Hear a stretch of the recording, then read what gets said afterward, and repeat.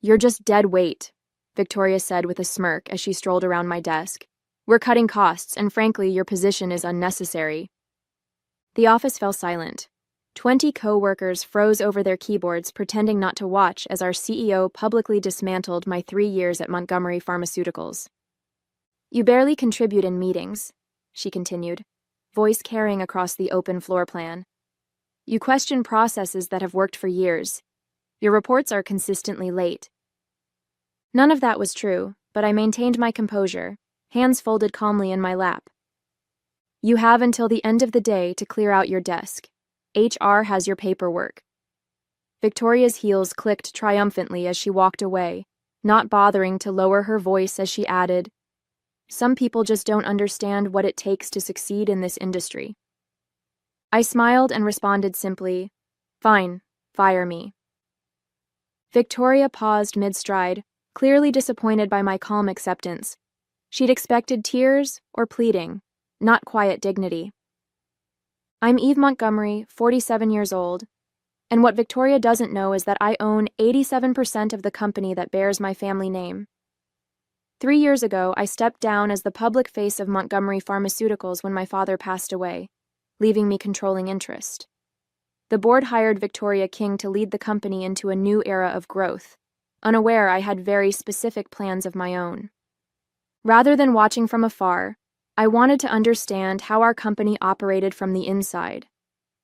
With a new hairstyle, my mother's maiden name on my ID badge, and a mid-level position in research analytics, I became invisible, just another employee. For 3 years, I observed. I documented cost-cutting measures that compromised quality. I witnessed talented colleagues leave after being belittled by Victoria and her inner circle. I saw our once collaborative culture transform into a toxic environment of fear and favoritism. I had planned to remain undercover for another 6 months, but Victoria's public humiliation accelerated my timeline. The shareholders' meeting tomorrow would now serve a different purpose than the quarterly update Victoria was expecting. As I packed my desk, I noticed Alan from legal watching me with a concerned expression. Alan had worked for Montgomery since before I was born, and was one of 3 people who knew my true identity. "Everything all right?" he asked quietly, glancing toward Victoria's office. "It will be," I assured him. His brow furrowed as he leaned closer. "She's making bigger moves than you know. The termination list for tomorrow's meeting." He hesitated. "It's extensive. Entire departments." I felt my shoulders tense. This was worse than I had anticipated. Victoria wasn't just changing our culture. She was dismantling the company's foundation to boost short-term profits. "Thank you, Alan," I said, meeting his eyes meaningfully. "I'll see you tomorrow." Montgomery Pharmaceuticals wasn't just a company to me, it was my heritage. My grandfather started in his garage, developing affordable alternatives to expensive medications. My father expanded it into a mid-sized operation respected for both innovation and integrity. We never became pharmaceutical giants like our competitors, but that was intentional. Our mission had always been about balance, profitable enough to drive research, ethical enough to put patients before profits. When my father died unexpectedly from a heart attack, I was working in our Seattle research division. The board, nervous about maintaining investor confidence, wanted to quickly name a new CEO. Though I had the experience and the controlling interest, I suggested we look externally for someone who could bring fresh energy. Victoria King came with impeccable credentials: MBA from Stanford, successful leadership positions at 2 major healthcare companies, and an impressive record of increasing profitability. Her interview was flawless. She spoke eloquently about maintaining our core values while pursuing strategic growth. The board was smitten. I was cautiously optimistic. My decision to work anonymously within the company was unorthodox but necessary. I needed unfiltered truth, not the polished reports that reached executive levels. I created a new identity as Eve Daniels, leveraging my background in pharmaceutical research to secure a position analyzing efficiency in our development pipeline. The first year under Victoria showed promising results. Profits increased by 18%, and we expanded into 2 new therapeutic areas. From my position, however, I noticed concerning trends. Research budgets were quietly being reduced. Long-time employees were being replaced with contractors. Quality control measures were streamlined to the point of risk. In meetings, Victoria presented herself as a visionary leader. She had charisma, intelligence, and an uncanny ability to make difficult decisions sound necessary and forward-thinking. She spoke about strategic realignment and operational efficiency, while systematically undermining everything that made Montgomery special. I tried addressing concerns through proper channels. As Eve Daniels, I submitted reports highlighting potential quality issues. I spoke up in departmental meetings. I proposed alternative approaches that wouldn't compromise our standards. Victoria consistently dismissed these efforts, eventually labeling me a negative influence in my performance review. Initially, I respected Victoria's ambition and drive, believing she genuinely wanted to make Montgomery better, just with a different approach than our families. But watching her operate day-to-day revealed her true priorities: short-term profits, personal advancement, and control. The day before my termination, I overheard Victoria speaking to our CFO in the break room. "Once we streamline these departments and move production offshore, we'll be perfectly positioned for the Axiom merger," she said. "My bonus will be astronomical." Merger? This was the first I'd heard of any merger plans that would require board and shareholder approval. Plans that would require my approval. The morning after my termination, I arrived at my apartment's lobby to find Diane from Human Resources waiting for me. Her anxious expression suggested this wasn't a friendly visit. "Ms. Daniels," she began nervously, "I have your separation agreement." She handed me a thick envelope. "Ms. King asked me to personally ensure you understand the confidentiality clauses." I glanced through the document, noting the extensive non-disparagement sections and the pitiful severance offer: 2 weeks' pay in exchange for signing away my right to discuss anything about Montgomery. "There's also this," Diane added, passing me another form. "It's a notification that your company-subsidized apartment must be vacated within 30 days. I had forgotten that my building was one of Montgomery's employee housing investments. Victoria was apparently leaving nothing to chance. "Thank you, Diane," I said, taking both documents. "I'll review these carefully." She shifted uncomfortably. "There's something else you should know. It's not official yet, but—" She lowered her voice. "Victoria is planning to outsource the entire research division to India. Over 100 people will lose their jobs after the quarterly meeting." The research division was Montgomery's heart, dedicated scientists who had developed life-changing medications. Many had been with us for decades. "Why are you telling me this?" I asked. "Because it's wrong," she answered simply. "Your reports were right about the quality concerns. 2 of our trial medications failed last-stage testing because of the shortcuts she implemented. She buried those results and fired the team leads." This was worse than I had imagined. Victoria wasn't just changing company culture. She was jeopardizing patient safety and our scientific integrity. "Thank you for your honesty," I said. "I appreciate the risk you're taking." After Diane left, I sat in my lobby, processing this new information. My experiment in anonymity had shown me exactly what I needed to see. But at what cost? How many careers had been damaged? How many patients put at risk? My phone buzzed with a message from Alan. Meeting moved up to 10 a.m. Victoria presenting new strategy to board and key shareholders. Merger announcement expected. She had accelerated the timeline, likely hoping to push through her agenda before any opposition could organize. I checked my watch. It was 8:30 a.m. I had 90 minutes to prepare. In my home office, I pulled up the contingency plan I'd been developing over the past year.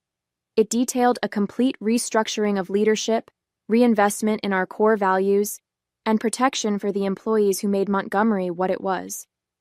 I had hoped not to need it, but Victoria had forced my hand. As I dressed for the meeting, selecting the tailored suit I hadn't worn in 3 years, I felt a complex mix of emotions. Disappointment that Victoria had betrayed the company's trust. Anger at the callous way she treated dedicated employees. Guilt that my experiment had allowed her to cause so much damage. My phone buzzed again. Alan with an update. Victoria's assistant accidentally sent me tomorrow's press release draft. They're announcing the closure of the Seattle facility. 230 jobs eliminated. My grandfather had started in Seattle. My father had expanded the facility, creating hundreds of well-paying jobs in a community that desperately needed them.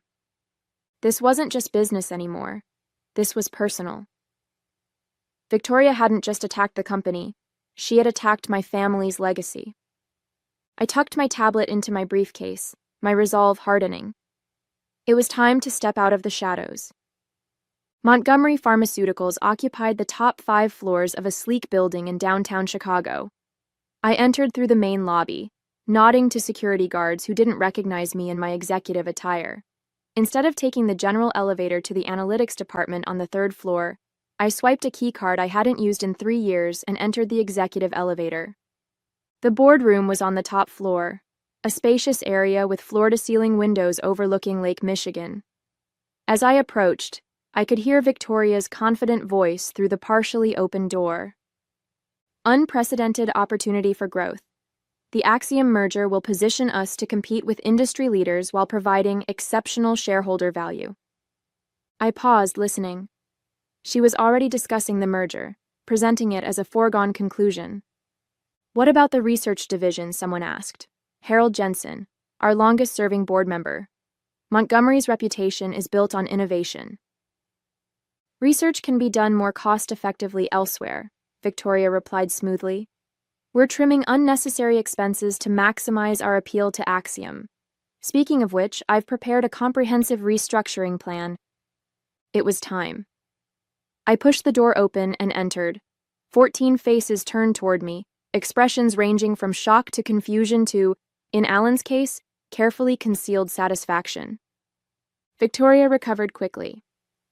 I'm sorry, this is a private meeting. Security will escort you out. She reached for the phone, but Harold spoke first. Eve, is that you? Hello, Harold, I said calmly, setting my briefcase on the table. It's been a while. Victoria's hand froze mid-reach. Eve? As in? Eve Montgomery, I confirmed, majority shareholder and former CEO. The blood drained from Victoria's face. But you're Eve Daniels from Analytics. A necessary measure to understand the company's operations firsthand, I explained, addressing the room rather than just her. And what I've learned has been illuminating. This is highly irregular, Victoria stammered, trying to regain control. Ms. Montgomery, while we appreciate your interest, this meeting is for current leadership to present our strategic vision. A vision that includes dismantling our Seattle facility, outsourcing research, and merging with Axiom Pharmaceuticals, I interrupted, all without board approval or shareholder vote. The room fell silent. Several board members exchanged concerned glances. These are preliminary discussions, Victoria insisted. Nothing has been decided. I withdrew a document from my briefcase. Then why does this press release, scheduled for tomorrow, announce these changes as finalized decisions? I placed copies in front of each board member. Victoria's expression hardened as she recognized the document her assistant had accidentally sent to Alan. This is a misunderstanding, she said, her voice tight. A draft created to explore potential scenarios. Perhaps we should discuss your termination of Eve Daniels as well, I suggested. And the pattern of removing employees who raise legitimate concerns about quality and safety? Victoria's eyes narrowed. You were underperforming. The documentation is clear. So clear that you felt the need to publicly humiliate me in front of the entire department? To immediately revoke my housing? To offer 2 weeks severance for 3 years of service? The board members were watching this exchange with growing discomfort. Victoria sensed her position weakening. I understand you're upset, she said, adopting a conciliatory tone. But these decisions, while difficult, are necessary for Montgomery's future. The pharmaceutical landscape is changing and we must adapt. For a moment, her confident demeanor made me doubt myself. She was masterful, presenting harmful cuts as inevitable adaptations. No wonder the board had been persuaded by her vision. You're right about one thing, I conceded. We do need to adapt. Victoria smiled, sensing victory. I'm glad you understand. Which is why, I continued, as the majority shareholder of Montgomery Pharmaceuticals, I'm calling for an immediate vote of no confidence in your leadership. The smile froze on Victoria's face. You can't do that. Actually, Alan interjected, sliding a document toward her. According to company bylaws, she can. Victoria's composure cracked. This is absurd. The board appointed me CEO. Only they can remove me. With all due respect, I countered, that's not entirely accurate. I distributed another document to the board members. Article 7, Section 3 of our corporate charter grants the majority shareholder emergency removal powers if the CEO acts contrary to company interests without board approval. The board members began reviewing the document, heads bowed in concentration. Victoria remained standing, her knuckles white as she gripped the edge of the table. The merger discussions were preliminary, she insisted. Nothing has been signed. But you've already taken concrete actions, I pointed out. You've terminated employees, compromised quality protocols, and prepared public announcements, all without proper authorization. Harold Jensen cleared his throat. Eve is correct about the charter provisions. However, we should discuss these accusations thoroughly before taking any action. I nodded. I agree, which is why I've prepared this. I connected my tablet to the room's display system, the screen filled with a detailed timeline of changes implemented under Victoria's leadership, research budget cuts disguised as efficiency measures, quality control reductions hidden in technical jargon, terminated employees who had raised concerns, failed drug trials that never appeared in reports to the board. Where did you get this information? Victoria demanded. I worked in the company for 3 years, documenting everything, I replied. But what truly concerns me is this. I switched to the next screen, a financial analysis showing how these changes, while boosting short-term profits, had created substantial long-term risks. Pending lawsuits from patients experiencing side effects from hastily developed drugs, potential FDA violations that could result in massive fines, and the imminent loss of our most experienced researchers. The board members looked increasingly troubled. Victoria must have sensed the mood shifting because she abruptly changed tactics. Even if there were some procedural oversights, she argued, the results speak for themselves. Profits are up 42% since I took over. Our stock has nearly doubled. At what cost? I challenged. Our reputation for quality? The safety of our patients? The institutional knowledge of employees who built this company? Business requires tough decisions, Victoria said dismissively. Your father understood that, even if you don't. The mention of my father ignited something inside me. My father understood that Montgomery's success was built on integrity and innovation, not cutting corners for quick profits. Victoria smirked. Your father also understood the importance of professional leadership. He specifically requested an experienced CEO take over after his death because he wasn't confident in your abilities. The words hit like a physical blow. Had my father really doubted me? Had he shared those doubts with Victoria? That's not true, Harold interrupted, his usually calm voice sharp with anger. Robert Montgomery never said any such thing. I was his closest friend on this board, and he was immensely proud of Eve's contributions to this company. Relief flooded through me, followed by renewed determination. Victoria was lying, desperately trying to undermine my confidence. Ms. King, Harold continued, I think it's time you step outside while the board discusses these matters. Victoria's expression hardened. I don't take orders from... Security can escort you if necessary, Harold suggested mildly. After Victoria reluctantly left, the boardroom erupted in concerned discussions. I remained silent, letting them process the information I'd presented.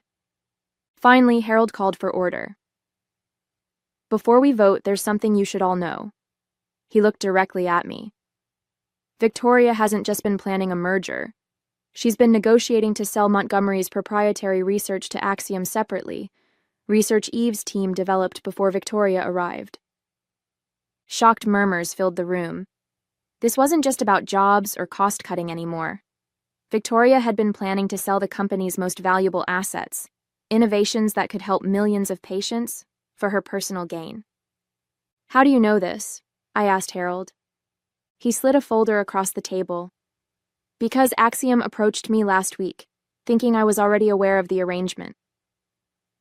Inside were emails between Victoria and Axiom's CEO, discussing the sale of our research portfolio for a fraction of its value, with a substantial consulting fee directed to Victoria personally. The betrayal was complete. Victoria hadn't just compromised our company's values, she had betrayed its very purpose. The board's vote was unanimous. Victoria would be removed immediately. However, her termination alone wouldn't solve our deeper problems.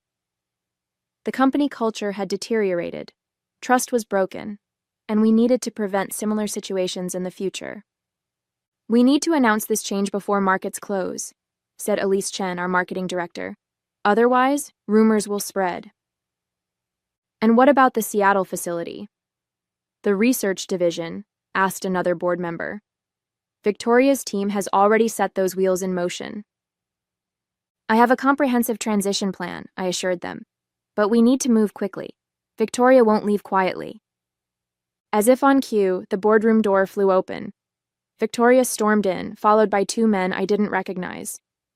"This emergency board meeting violates proper notification procedures," she announced triumphantly. "My legal team agrees that any decisions made today are invalid." The lawyers behind her nodded confidently. One stepped forward. "As outside counsel for Montgomery Pharmaceuticals, I must advise the board that proper protocols for CEO removal haven't been followed." "You're not our outside counsel," Alan countered, rising from his seat. "Brenner and Associates has represented Montgomery for 30 years. "Not anymore," Victoria said smugly. "I terminated that relationship last month. Collins and Westfield now represents us." This was a complication I hadn't anticipated. If Victoria had changed our legal representation without board approval, it could create enough confusion to delay her removal. Markets would close, rumors would spread, and she might have time to implement her plans. "This is outrageous," Harold protested. "Changing legal counsel requires board approval." "Which I received," Victoria countered, producing a document. 3 board members signed off on it. I examined the document. 3 signatures appeared at the bottom, board members Victoria had personally recruited after taking over. "We need to adjourn and sort this out properly," one of Victoria's supporters suggested. "These hasty decisions could expose us to liability." Doubt crept into the room. Board members exchanged uncertain glances. I needed to act decisively. "Before we continue, I'd like to introduce someone." I pressed the intercom button. "Please send in our guest." The door opened again, and an older gentleman in an impeccable suit entered. "Hello, everyone. I apologize for the interruption." Victoria's face drained of color. "Jerome Collins. What are you doing here?" Collins, the founding partner of her supposedly new law firm, nodded politely toward Victoria before addressing the board. "I'm here at Ms. Montgomery's request to clarify a situation. Collins and Westfield has never been retained by Montgomery Pharmaceuticals. The document claiming otherwise appears to use a forged signature from my office." The room fell silent. Victoria's lawyers exchanged alarmed glances. "Furthermore," Collins continued, "I should note that impersonating legal counsel constitutes fraud. These gentlemen," he gestured to Victoria's lawyers, "are not attorneys at my firm." One of the men slipped quietly toward the door. "Additionally," Collins added, "I've reviewed the corporate charter Ms. Montgomery provided. Her authority as majority shareholder is quite clear." Victoria's desperate gambit was collapsing, but she had one card left to play. "Even if you remove me," she said, turning to the board, "you can't undo the agreements already in place. The Seattle closure, the research outsourcing, those plans are already filed with regulatory bodies." "Actually," I interjected, "no regulatory filings have been submitted. I checked this morning." "And our preliminary agreement with Axiom," she challenged, "is subject to board approval, which it never received," Harold added. Victoria's face contorted with fury. "You planned this all along, didn't you? Working undercover, gathering information, you set me up. No, Victoria, I replied calmly. You did that yourself when you prioritized short-term profits over our company's integrity. She turned to the 3 board members she had appointed. You need to support me on this. Remember our discussions about your compensation packages after the merger? The implication of improper arrangements hung in the air. 2 of her appointees shifted uncomfortably in their seats. The third, however, straightened his posture. Ms. King, are you suggesting we had some sort of personal arrangement regarding the merger? Because that would constitute a serious breach of fiduciary duty. Victoria realized too late that she had implicated herself in yet another ethical violation. Her last support on the board was evaporating.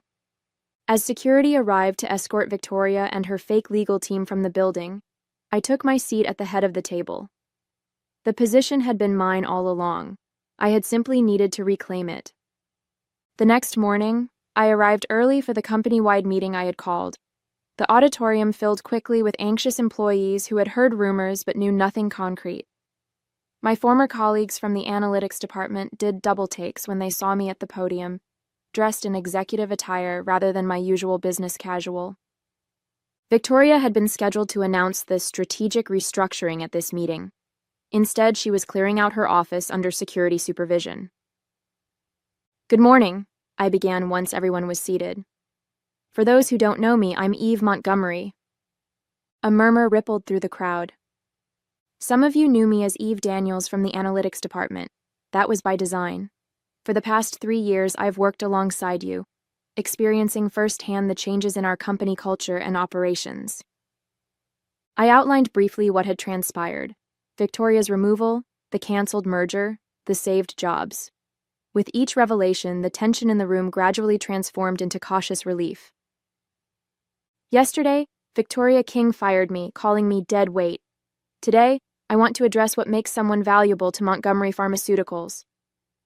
I clicked to the first slide of my presentation, photos of employees from every department, from research scientists to maintenance staff. Value isn't determined by title or salary. It's measured by integrity, dedication, and commitment to our mission, creating affordable, effective medications that improve lives. I continued through my restructuring plan, not the one Victoria had envisioned, but one that reinforced our core values while adapting to market realities. No mass layoffs, no quality compromises, no abandoned research projects. Additionally, we're implementing a new board position specifically representing employee interests, ensuring your voices are heard at the highest level. As I spoke, I noticed my former supervisor from analytics wiping away tears. Nearby, researchers who had feared for their jobs were smiling with renewed hope. Finally, I concluded, I want to acknowledge the toxic leadership environment many of you have endured. That ends today. The auditorium erupted in applause, hesitant at first, then building to a thunderous affirmation. After the meeting, Victoria stood in the lobby, security guards flanking her as she waited for her car. She'd been permitted to collect personal belongings, but nothing else. No files, no company data, no proprietary information. I approached her, maintaining a professional distance. You won't succeed, she said, bitterness evident in her voice. The market is changing. Your father's approach is outdated. Montgomery will be obsolete within 5 years.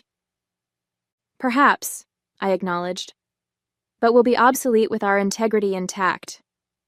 Victoria laughed coldly. Integrity doesn't pay shareholders. Actually, sustainable growth based on quality products and ethical practices pays shareholders quite well, I countered. It just requires patience and vision beyond quarterly reports. Her car arrived, but before leaving, she turned back. You know, I almost feel sorry for you. You could have learned something from me. I did learn from you, Victoria, I replied. I learned exactly how I don't want to lead. She departed without another word, her defeat complete. The company she had tried to dismantle would now thrive without her, strengthened by the very values she had tried to eliminate. Back in my office, my father's old office, which Victoria had redecorated in cold modern minimalism, I found Alan waiting with a bottle of champagne. Congratulations, he said, pouring 2 glasses. Your father would be proud." "I hope so," I replied, accepting the glass. "There's still so much to fix." Alan smiled. "But now you have an entire company eager to help you do it." He was right. The real work was just beginning, but for the first time in years, Montgomery Pharmaceuticals was united by a common purpose again. On my desk sat a framed photo of my father that Victoria had removed. Next to it, I placed a new one, a candid shot from the company picnic last summer, showing me with my analytics team, laughing and unaware of the camera. Both images represented parts of my identity: Montgomery the legacy and Eve the colleague. Together, they would guide the company forward. "To new beginnings," I toasted. "And to the best kind of revenge," Alan added. "Success on your own terms,